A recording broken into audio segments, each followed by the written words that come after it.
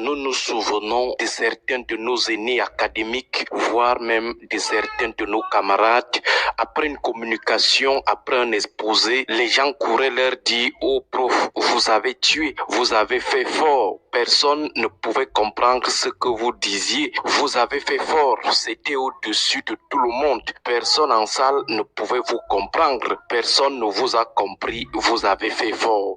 Le prof, très flatté, gonflait alors davantage comme du tapioca, fier que personne ne l'ait effectivement compris.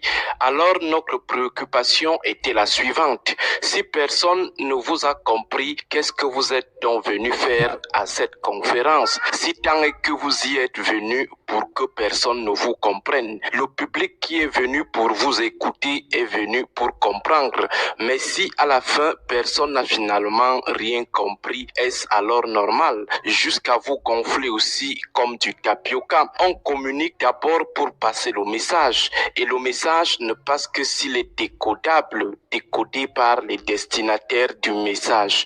Mais du moment où les gens viennent vous féliciter sous le prétexte que c'était du haut niveau, aucun destinataire du message ne vous a compris d'où viendrait le motif de satisfaction. Une autre anecdote au cours de notre séjour à Abidjan en 2014 pour renforcer nos capacités en écriture journalistique à l'occasion d'une session de formation offerte par RFI et France 24 avec notre écriture zélée des jeunes masters en sciences politiques à l'époque. La journaliste Claire Edon qui présentait l'émission Priorité Santé nous avait posé cette question.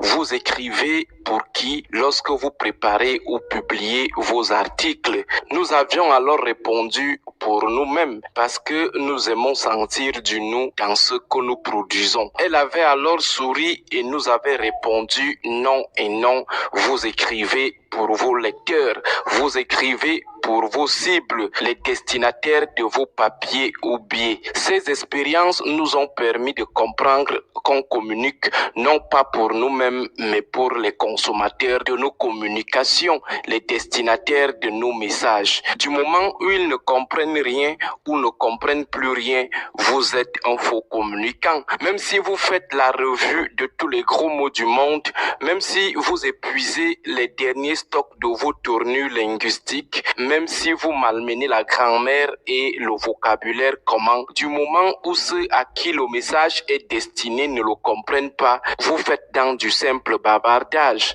Comme disent les étones, ils vous écoutent comme le chien qui écoute la guitare. Ces observations sont encore plus importantes en communication politique. La communication politique est d'abord une communication de masse. Ce sont des messages à l'endroit de la masse. Et lorsque vous êtes encore en zone tropicale où les niveaux d'analphabétisme et de déficit de culture politique sont prononcés, il faut toujours vous rassurer que la masse vous a saisi, que les destinataires, les cibles de vos messages vous comprennent. C'est pourquoi entre l'Apiro de Mbanga et certains professeurs agrégés du gouvernement, le meilleur c'est l'Apiro de Mbanga. Si nous avions à choisir entre le professeur Jacques Famondongo et Madame Foning en matière de communication politique en contexte camerounais, nous choisirions Madame Foning. L'utilisation des mots rares ne fait pas la bonne communication. Du moment où le message encodé, codé n'est pas décodable, il n'y a plus communication. L'alignement des séries de mots rares ne fait pas la communication. Il y a un discours pour les amphithéâtres, articles scientifiques et autres.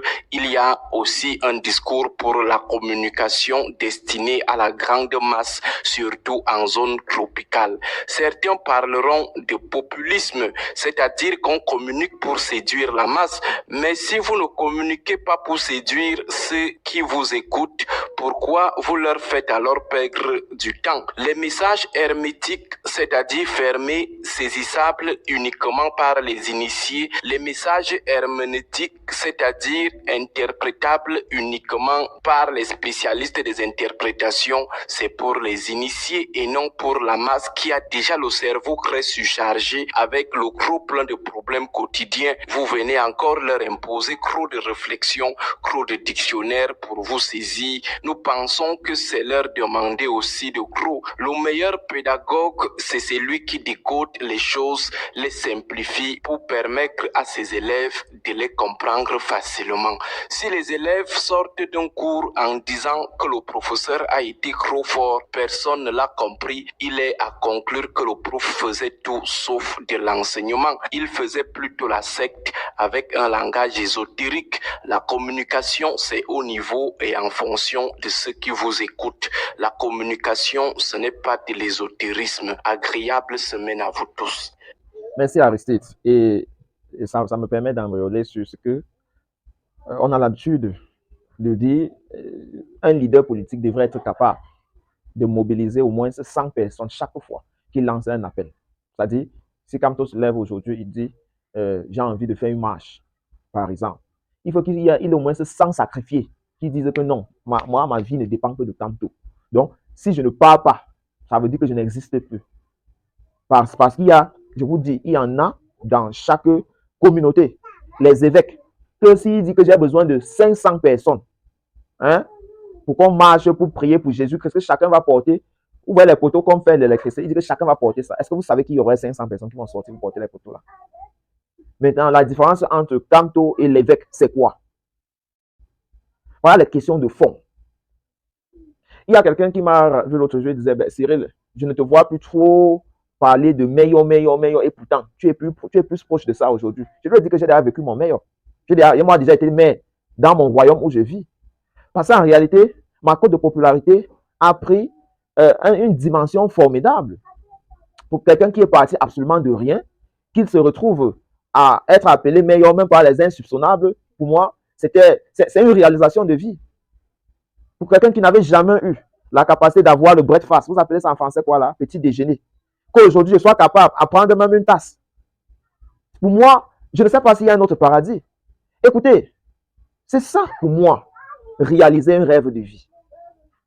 Je ne suis pas de ceux qui pensent en réalité qu'il faut finir l'école avant de comprendre qu'il faut vivre. Parce qu'il y en a, quand tu les vois vivre, tu te demandes s'ils pensent qu'il y a un monde ailleurs. C'est-à-dire, l'entièreté de leur vie, ils la conjuguent toujours au futur. Je vais. Et le moindre erreur que toi tu poses parce que tu es en train de vouloir vivre en maintenant, ils se moquent de toi et se lèvent les pieds en haut. J'en ai eu beaucoup dans cette communauté. Mais au bout du temps, ils ont fini par comprendre que je ne lâche pas prise. C'est-à-dire, tu as beau faire de te moquer de moi, de m'insulter, mais à mon niveau, I don't blame you. I blame myself for appearing before you unprepared. I don't know whether you're getting me. That is how I feel. When you laugh at me, I don't blame you. I blame myself for appearing before you unprepared. So what do? I kill myself the rest of the time. My wife and children will tell you, my principle in life, I want to die trying. Let me die on it. And in that process, I have been able to communicate some of my basic values to people. And every day, the way they live on their own life help me to be better. Donc, pour savoir en réalité si ta communauté te comprend, il faut que ta propre vie chez toi ait un sens qui s'améliore. Vraiment. Si à l'époque tu discutais la facture de l'électricité, jusqu'à ta femme connaissait que chaque fois que la facture de l'électricité vient, vous pouvez faire 3 jours sans parler. Il faut au moins à un moment donné que ça vient, elle sent que non, tu gères ça jusqu'à il n'y a plus de problème. Là au moins, tu vas voir que vous partez d'un point sombre à un point légèrement clair. Et c'est ça l'évolution. Mais vous voulez finalement quoi? C'est ça communiquer. Il faut que les gens qui t'entourent sentent qu'il y a une volonté. Et lorsqu'ils se rangent vers le bon côté, ils sont également en train de communiquer avec toi. Une femme qui s'est levée peut-être à 8 heures, et avec toi comprend que non, chaque 5 heures tu es debout, elle va faire l'effort de se lever à 6 heures. Ça veut dire 1 heure de temps a été économisé. C'est ça la communication. Le docteur Aristide, en parlant de François Fournier, nous tous connaissons que c'est une femme qui n'avait pas fait le niveau de BPC. Mais en réalité, elle était capable d'appeler les commandants de brigade en disant que la personne que j'ai vue en route là, je ne veux plus le voir. Elle dit une femme qui est seulement mère. Donc mon souhait en réalité, nous devons revoir ce qui est utile. Est-ce que c'est de nous améliorer et améliorer notre environnement, ou c'est de passer le temps à espérer qu'un Dieu viendra quelque part, un Messie, pour nous donner les conditions de vie que nous voulons? Non, non. Et souvent, ceux de nos frères dans la diaspora, c'est vous souvent qui cassez les codes. Vous travaillez là-bas comme des malades. Au lieu de demander à vos frères qui sont ici de travailler autant que vous leur miroitez de l'argent en faisant croire que vous obtenez cet argent-là de là-bas en grâce. Non, dites-les. Dites-les. Vous faites 3-4 boulots, vous alignez 3-4 boulots. Et la grosse partie de votre argent est absorbée par les loyers. Il faut le dire. C'est pourquoi quand vous revenez ici, vous êtes fatigué. C'est pas parce que vous marchez avec les tanguis quand vous arrivez ici que non, vous vivez. Non. La seule différence, c'est qu'on vous paye gros. Donc la marge est tellement significative que vous pouvez construire ici, vous pouvez. Mais quand vous retournez ici, c'est souvent les maladies, c'est souvent la fatigue. On observe. Donc vraiment, il faut communiquer les valeurs à vos proches qui sont là. Il faut leur dire.